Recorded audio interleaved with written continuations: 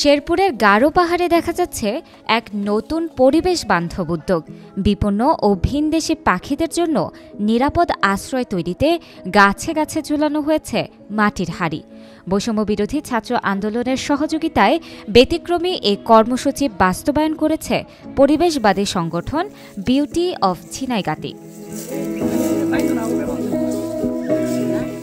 ঝিনাইগাতি উপজেলার বিভিন্ন স্থানে শতাধিক মাটির হাড়ি স্থাপন করা হয়েছে, যেখানে বিভিন্ন প্রজাতির পাখিরা বাসা বাঁধার সুযোগ পাচ্ছে। ঝড় বৃষ্টিতে বিপর্যস্ত পাখিদের জন্য এটি হতে পারে এক নিরাপদ আশ্রয়। সচেতন মহল আছে এবং স্বেচ্ছাসেবী আছে, এই যারা জীব বৈচিত্র্যের বিষয়ে সচেতন তাদেরকে এগিয়ে আসার জন্য, সচেতনতা বৃদ্ধি করার জন্য, জীব বৈচিত্র্য রক্ষা করার জন্য এগিয়ে আসার জন্য বিশেষভাবে অনুরোধ জানাচ্ছি। বাসিন্দাদের মধ্যে ইতিবাচক সাড়া ফেলেছে। পরিবেশ রক্ষায় এমন উদ্যোগ ভবিষ্যতে আরও বিস্তৃত হবে বলে আশা করছেন উদ্যোক্তারা। আমাদের সবাইকে উদ্বুদ্ধ করতে পারে ঝিনাইগাতির ব্যতিক্রমী এই প্রচেষ্টা, তাই হতে পারে অনন্য এক উদাহরণ।